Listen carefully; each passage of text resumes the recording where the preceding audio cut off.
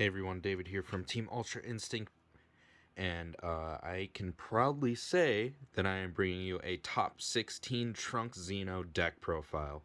So I ended up bringing it to Madison, Wisconsin, and I actually got top 16 with Trunks. I'm very proud of myself for actually managing to get top 16 with it. I was hoping to do better, but my last round, my deck did not do anything of what it's supposed to do. It's the first time I've ever had it crap out on me before. Um, I don't think I've ever had it seriously do nothing for me. And out of all the time I played it since set 16, that's the worst I've ever had it. But um, I happily got top 16 with it. I ended up placing 14th place. Very proud to say I got there. There's a lot of cards I'm going to just fly through today, and I'll talk about matchups a little bit. But I've talked about the leader before. Leader's great. I absolutely love this deck. I was going back and forth going into this event, probably for about 2 weeks, talking with my buddy Danny on this. And funny enough, Danny placed 13th place with the same deck. Not same list, but we had a lot of similarities.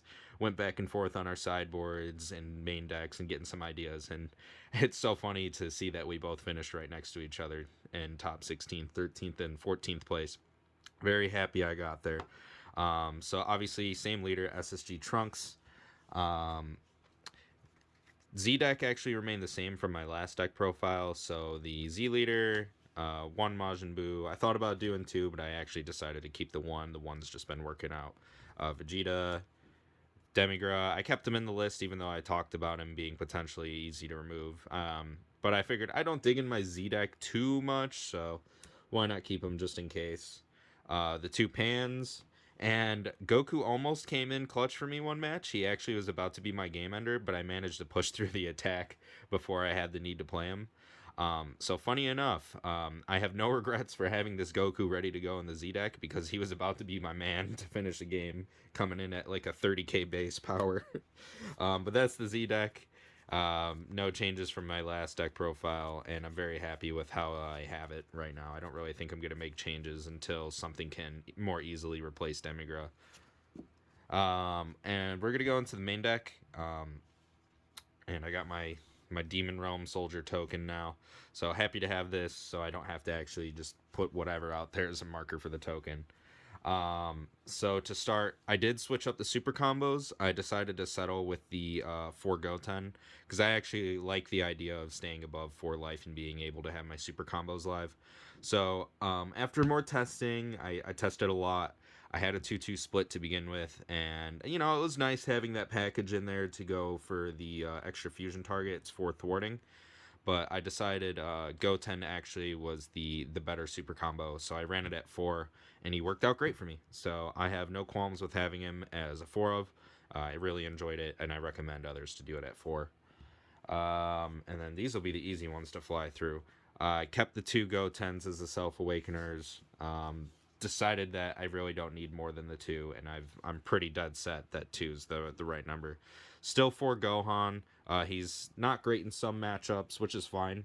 But I definitely think 4 is the number for him. I'm keeping my Supreme Kais at 4. I know I mentioned before you can drop her down to 3. You can drop her to 3. I think 4 is the right number for this. You want to see her at max number just so you can make sure you have the recyclability for the unison or the more higher likeliness of getting the turn 1 play. So I run 4 of that. Then, of course, I run 4 of the unison. So don't need to explain the unison. And then I have... So before, I had my SS3 Trunks as a 2 of. And so I found myself not playing it a lot. I found myself playing it every once in a while, but I think I just hit a point where I decided, I don't play it enough to where I can justify it even being at 2. Like the Goten, I can justify it being at 2 because obviously I want more targets to awaken quicker. But with Trunks, it's a warp target, sure, and he does come in clutch sometimes, so I'll run it as a 1 of. It'll be like another secret rare where I can just play it for 1 from the warp and have him be a 20k double strike. So I left him at 1 in the deck and instead of the 2. And I do actually like him at 1. I see him enough, and I never feel like if I don't see him, I'm screwed. Because like I said, I don't play him a whole lot, and we have a lot of other options. So he's nice as a 1 of. This one's pretty straightforward. I am still on 4 of the 5-drop cards. Great. I absolutely love it. And he came in clutch all weekend, as he does. Great card. Still on 3 of the 8-drop. I had someone asking me why not 2 of the 8-drop, and honestly, it's just for consistency. I do like it at 3. I think a lot of people prefer it at 3. He did end games. He did force people to play a little awkwardly. This card was great, and man, this card just gets better and better every single time I use it. The only downside about the card, which is the fair thing about this card, is it has unique. It 100% should have unique, because if it doesn't, this card is even more crazy than it already is. 2 Gohan. This man is an MVP. I thought about doing 3 for a little bit, but honestly, 2 is good. You don't want to go overboard with it because you're really not going to proc the auto probably more than once in a game. You can do it twice. I mean, it doesn't pop up a whole lot, but you could. So 2 is definitely good there. And then we got our secret rare, Evil Saiyan. Yeah, the more I use this card, the more broken this card gets. This thing is actually just cracked. And especially in this deck, this is one of the most cracked secret rares you could ever run in here. I don't know why you would play anything else, I'm gonna be honest, because being able to just go, okay, I don't have any other great targets to warp from my hand, but I have secret rare in my hand. Activate main, warp it, draw 2, and then just have your opponent stare at it, knowing they can't do anything. Like, I did that to someone, and they were just like, what? And yeah, this thing is just crazy. The fact that you can pay it for 2 from the warp, and if you have the unison out, all of a sudden it turns into, yeah, warp a card ignoring barrier, look at your opponent's life, knock them down a life, play a card on your side of the field. If they play anything 7 or less for the first time, steal it. And then if you have the unison out, draw 1. Like, that is just so much for 2 energy. This card is insane. So, yeah. I'm just going to keep hyping it up. I stuck with 3 Pan. She put in a lot of work for me actually this weekend. I was surprised with how much she did for me, and I felt like if I didn't have her at 3, I actually probably would have been screwed in a lot of matchups. So her being at 3 was huge. I'm surprised, like I said, with how much I used her. Great card, being able to use it for just 1 energy and then set up some of your further warp plays. And just taxing your opponent for attacking. Like, I know she doesn't negate the attack. If she did, this card would be absolutely broken if she did. So I really do like this card at the 3 that I have it at. You could run 2, like I said, but 3 for sure. 4 is overkill. 3 for sure. Really like this card. And then I'm going to get into the straightforward cards after this. I just realized I had a Vegeta there. 4 of the Gokus. Some people run it at 3. I like this card at 4. It's staying at 4.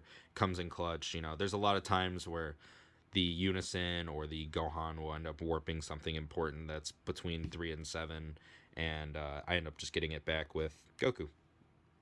And, you know, I want to see Goku at max numbers. I want to make sure I have it in my hand just so I can get more recyclability. So having it at 4 just was great. And, you know, who doesn't love a free 30k beater? Very nice. And it's a Union Fusion target for thwarting. Because the only 2 cards I run now, before I used to run more targets, but now I only have Goku, and this Vegeta. Those are my only targets for thwarting Fusion. And it came up a lot, and I was actually very happy with what it was. Because of how much we turbo through the deck, you're going to see these cards.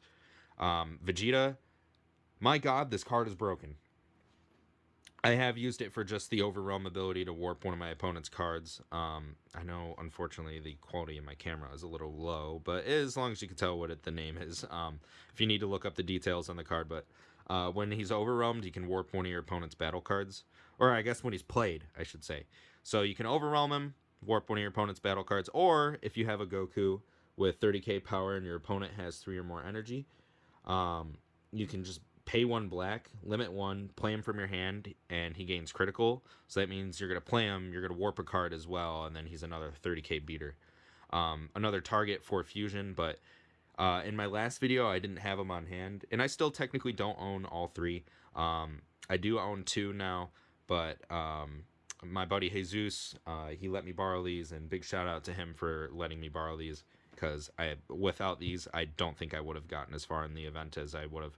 Because being able to pay him for the 1 energy and play him and have another threat that's critical was absolutely huge. Absolutely huge. as much as I want to tell people that it's not necessary for the deck, unfortunately, I think this is necessary for the deck. It just puts in so much work. And you can run with Vein Greeting. Like, my buddy Danny was talking about how he only had, I think he had 2 of the promos and then 1 Feign Greeting. And Feign Greeting still comes in clutch. You know, Overwhelm, make them warp a card from hand, and say they only have a couple cards in hand. You know, you're going to force them with the hard decision. But this I really like because it's just 1 energy removal, 30k crit threat. And you can recycle it with Goku. I mean, one of the best plays in the deck is Overwhelm, bring this guy back from the warp, then pay 1, play him after you swung with the Goku. And yeah, it just goes hard. So I recommend this card at 3. You could do 2, and you could do 4. 4 feels overkill, but you could do 4. Just because you can recycle it easy with Goku, I feel like it's overkill. But 3 put in a lot of work for me, and yeah, that card was great. Standard 1 of thwarting. Not going to go into detail with thwarting the Dark Empire. I didn't have this in my previous list. I think I mentioned it. But SS Bardock the Tenacious, this card came up a lot for me. It's the Nimbus Overrealm. I basically ended many players' turns. Any aggro deck, I had this ready to go. I mainboard 2 of them. But so I'd essentially just Overrealm, have an energy up for a negate. Know that they can't do anything more than 1 attack, or 1 battle card attack specifically. So they're kind of crap out of luck there, and it forces people to play around something that they may forget. I did have 1 player who unfortunately forgot that I did this Overrealm, and he ended up misplaying it. I feel bad because it did cost him the game when he misplayed after that. So I ended up getting it through that way. It may have been an entirely different game after that, but yeah, this card helped me a lot. It took many games because it stunted players. 2 felt great, and the fact that you can once again recycle it off Goku and have that ready to go the next turn is great. And I really like this card. It's a really good card for the deck. Turns out telling your opponent they only have 1 battle card attack is really strong. I mainboard 2 of the Mass Saiyans. Originally, I wasn't on this card, but my buddy Danny had talked me into playing it, and you know, I already knew it was a good card. I played it in my Xeno Goku deck. I played it in my Supreme Kai Time deck, and so just being able to play this for 1 energy and temporary warp / permanently warp. I say / permanently, but you can get rid of secret rares, tokens, and stuff like that for good with this card, because once they're removed from the battle area, they're removed from the game. So most of the time that's what I'm only choosing with him, because I don't want him to just have their card back anyway, unless it's like some blocker. But yeah, 20k crit pressure for 1 energy was actually absolutely huge, and he's still a Saiyan, so helps the Saiyan count. He came in clutch. I played him for 1 a lot. Of course, I'm not paying 7 for him, but I did recycle him a couple times with Goku just to have him back and ready to go. And yeah, turns out it's actually a really solid card in the deck. I like it at 2. I wouldn't run any more than this, and I wouldn't run any less of this. Very solid card.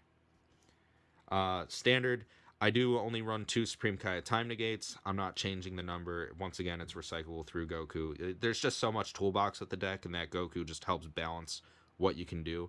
Obviously, you know, if you're going to want to pick 2 things, you know, you're out of luck. You got one or the other. And I haven't had many situations where I'm like, well, I wish I could grab both right now. Yeah, 2, she came up a lot. It's nice to be able to temporary warp stuff or just hit a secret rare and tell them bye-bye. Yeah, I really like it. And this next card, unfortunately, I think his time to come out of the deck has come. He worked in a lot of matchups, but he wasn't perfect in a lot of matchups. And I didn't have the chance to play him in a lot of matchups because he just has some restrictions that I just can't get around. Them needing 2 or more battle cards can suck for me.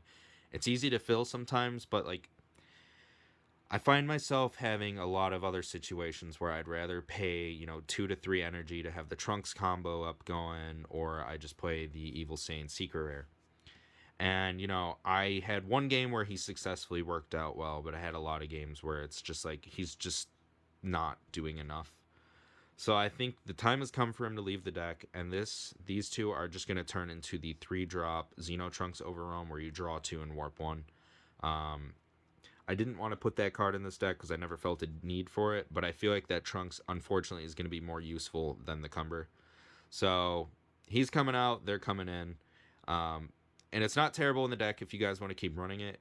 Like I said, it's a good card. It's just the newcomer stuff. Danny and I tried to make it work. We tried the 6-drops, they just didn't work out, and we tried this, and it didn't work to our expectations. So obviously we still topped having these even in the deck, but their time is coming to come out. Extra cards actually changed a bit in the deck. Super Kamehameha came in, and I kept sighting in against so many matchups, like blue and yellow. It just kept coming in every single game. So I'm like, if this is a best of 3 meta, this just has to be main board, because I'm just gonna lose the first game every time because I don't have them in the main board. So, it being, sorry, I think I said it was a best of 3 meta. In a best of 3 meta, so say for example, if I made the top cut best of 3, unfortunately top cut playing it out for best of 3 was only top 8 for this event. But say I made top 8, if I went into top 8 without these in the main board, yeah, no, that wouldn't have gone well. So I did end up slotting these in, and I took out one of my favorite extra cards, which was the Birth of the Crimson Hero. And I absolutely love that extra card, but I had to make sacrifices, and unfortunately I needed to sacrifice it for more slots for these. Super Kamehameha, great card. I don't need to explain what it does, just why I run it. I dropped Support of the Dark Empire down to 2 to slot in another Super Kamehameha. And I actually still see this a lot. I mean, it's unfortunate in some games. Sometimes I warp top 3 and it just happens to be part of it. But great card, and I get to flex my token because of these. And then I still run, or I do run 2 petrifications in the main board now instead of the sideboard. The card, holy crap. This weekend, almost every single matchup this card was being used in. This card's broken. This card is absolutely broken. It works in so many matchups. Like, obviously, if it gets cooler countered, it is what it is. But, my God, this thing came in clutch all day long. Yeah, card is great. Card is great. I'm not taking it out of the main board. 2 in the main board is insane. So that's the entire main board, actually. It's a 54-card deck. And I like it at 54. I know some people like it down a little bit lower, but I find myself getting near decking out a lot. And I'll talk about what my matchups were at the end of the video once I get through sideboard here. But you can deck out pretty easily in this deck, especially if you're aggressive with your warps. You know, sometimes I try to see if I can dig and find my secret rare just so I have that ready to go in case, you know, I'm facing a floodgate-based deck, for example, where it's just yellow, where they robotic riposte or Vegito you. Granted, it's not going to work on Vegito anyway. It'll work on robotic riposte. But 54 felt nice. I know some people like it at 53. Some people like it at 52. I don't think I'd go over 54. 55's pushing it. It really is. But into the sideboard here, I ended up citing in Koitsukai because I found out someone talking about it, and I related to it. Cooler Mill is probably one of our worst matchups, and I did face that round 1, and these came in clutch. Cooler Mill's arrivals, most of them are 20k or less, so you're just taxing their hand every time they do that. Even if they draw a card, you're still forcing them to warp 2 every time. And if they have to keep doing it to even defend themselves, they're going to keep warping 2 every time they play at 20k or less. So I sided in 2 Koitsukais.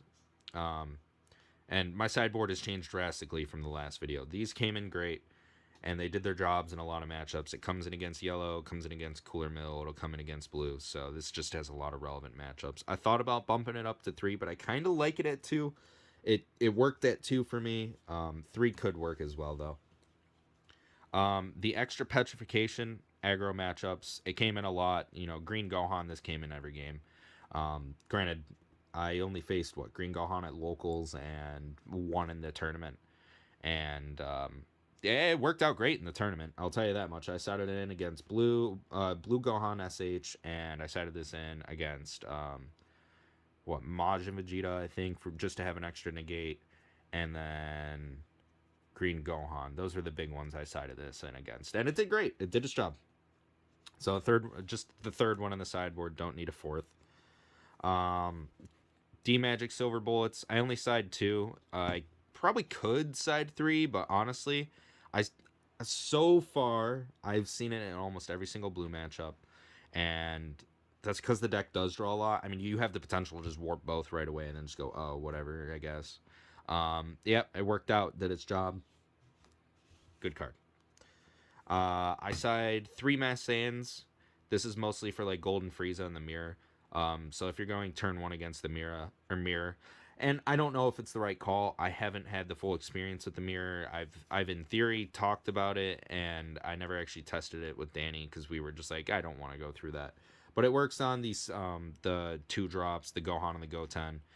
So if they decide to play that from their warp, they're gonna have to pitch 2 against Golden Frieza. If they do Frieza's Call or run the Higher Dragon Unison, it's gonna hit them. So this is mostly for like Golden Frieza or any shenanigans, just trying to do stuff there. And it is a Saiyan, so it's still beneficial to have in the sideboard. This is probably the sideboard card that's coming out. This is Majin Buu's Human Extinction Attack. What it does is it's an activate battle. You buff the card, whatever card it is, the battle card or leader card. It can't choose a unison. So keep that in mind. But it buffs it by 15k, and that's not the relevant part. The relevant part here is actually if all of our energy is black, when you activate this card, you choose up to 1 battle card in your opponent's drop area and send it to their warp. You can mill up to 4 cards from your deck. You're typically never going to do that. You actually just do it to warp important cards from their drop area. And so what we would side this in against Expert 21 and Green Gohan or something like that if we wanted to stop super combo looping. We never really did it against the Gogeta super combo when they would loop that with the Vegeta. Because it's like, whatever, if they want to apply more pressure with it, I guess so be it. But for Android 21, it's like, okay, well, now you're ripping cards from my hand, which is affecting me rather than you drawing a card. So we were trying to get rid of the Android 18 super combo in the drop, and unfortunately, every game I sided this in against it, I never drew it, but I still won the game, and I found that this would probably only slow me down. So the best way to do the Expert 21 matchup is honestly just to be as aggro as you can once you're ready to set up and awaken on turn 3, not turn 2. Just maximize your turn 3 plays, essentially. So this is probably going to come out. We're bouncing ideas on what this could be. I mean, this could be Rebellion Hammer, since we don't currently side that. We could be upping some ratios, upping the D-Magic Gohan and Koitsukai or something. We haven't quite gotten that far for replacements, but we know this is coming out. It's just not useful enough. And then this is my side. I've already told you guys I have to respect hand hate because every single time I don't, I get screwed by it. So 3 Deborahs. Then this card actually came in clutch. Ultimate minus energy Powerball. It's good against aggro matchups, especially 8 matchups that utilize a lot of 15Ks. I was facing Gohan SH, and this came in clutch because they decided to play the Goku Oob TP, 15K dual attacker. They swung with it. I just threw that down, and they went, oh, what does that do? And I told them it warps a 15K power or less as long as I have a unison is also free. So typically you're going to have your unison out almost every single game, right? So this is almost always going to be free for you to use at the counter. And yeah, sure enough, came in clutch, did its job, mitigated attacks. I do really like this card because you can hit Rush Attack Vegeta and you can hit Beerus, the both Z battle cards, and it does a lot of work against those. So I like this at 2. I'm definitely going to keep it at 2. But that's the entire deck list. I'll just talk about my matchups and then wrap up the video there. Round 1 was Cooler Mill. And that one definitely, like I said, it definitely was a rough matchup. The Koitsukais came in clutch, and that honestly the only reason I even won the game is because of Koitsukai, in my opinion. He almost decked me out. I had 2 cards left in deck, and yeah, that was a scary matchup, I'll tell you that much. It was a good game. Very close. He had me on the ropes, and I just managed to barely pull through on him. Round 2, I faced Blue Trunks Reboot, and once again, I barely won that one because I had to clench the cheeks because he was running the Cooler Secret Rare, the Golden Cooler Secret Rare, and that caught me off guard because I was expecting like Kaioken or Gohan or even Baby Hatch. Golden Cooler was like the last thing I expected, essentially. So he dropped that when I had like 10 cards in hand, so I had to clench the cheeks, and I didn't Z-Awaken yet, so I managed to actually knock off one of his attacks because I Z-Awakened, and I had a Support of the Dark Empire in my hand, and I had a Gohan SGR in my warp ready to go, so I didn't let any of those attacks, those double strike swings, go through on me. So I just stopped that. I shut that down, and then I got him on the clap back, just barely.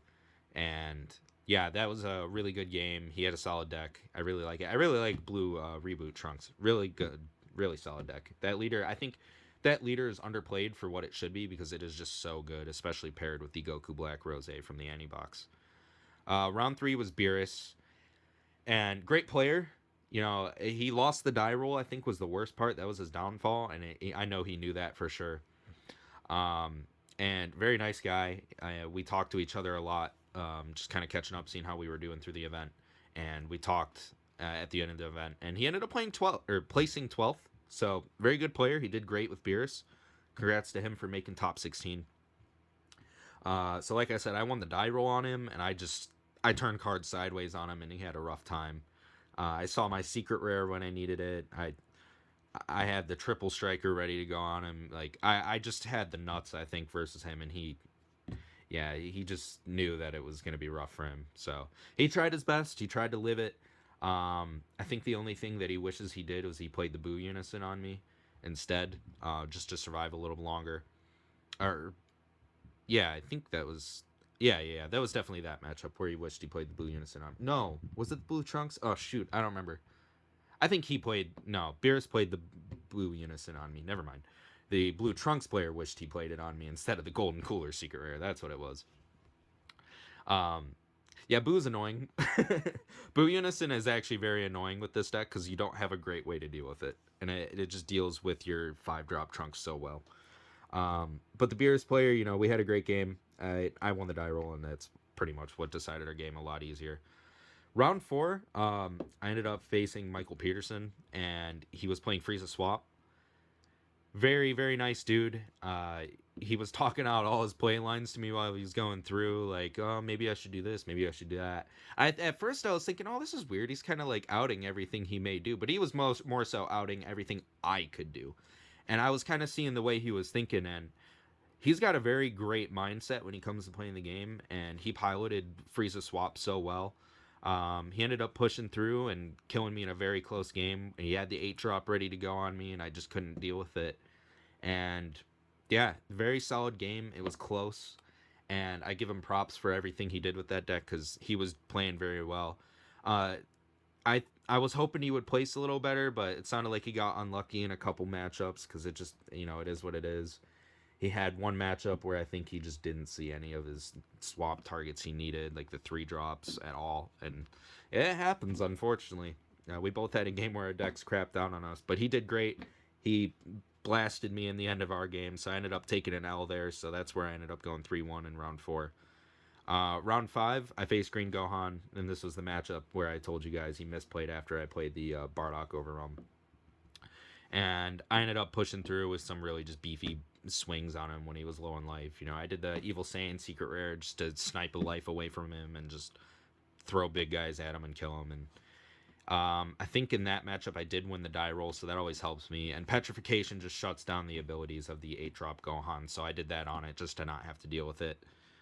Round 6 was Gohan SH. I'm not sleeping on that deck. That deck is really good right now with red out of the format, or red less popular in the format, I should say. Yeah, that was a close game as well. He got me down to 1, or I guess I put myself down to 1. He got me to 2, but he played his Gohan secret. I petrified it, and then he goes, wow, Petrification's actually really good. And I forced him to only have 1 swing in that matchup as well with the Bardock Overwhelm. And so he couldn't do anything after that. So I just pushed through and got him on the clapback. And it was a very good game, very good player. He was doing really well. That put me to 5-1 right there. And I was hoping I would do well in the last round. And I faced Yellow Vegeta against a good player. He did really well. But unfortunately, it made me look like I was a joke because I literally couldn't do anything against him. I had my Unison turn 2. I held my Awakening because I wanted to use it on turn 3. And then I did not see a single one of my Kai 1-drops to replay the Unison. So I took him to turn 7 because I just had like all the removal and floodgates, but no gas to go with it. And I didn't have my Unison back until that turn 7. It was bad. It was a bad game for me. It was the first time my deck's ever pooped out on me like that. But overall, I ended 5-2 in the event, 14th place. Very happy to come back to you guys and say I got top 16. And I'm really hoping I can bring this deck with some updates to Gen Con and do well there, because I'm planning on playing there as well. So I hope you guys did enjoy. I'm happy to say that I did well with the deck, and I'm happy to say that this deck is good. So I hope you guys did enjoy, and I'll see you guys next time.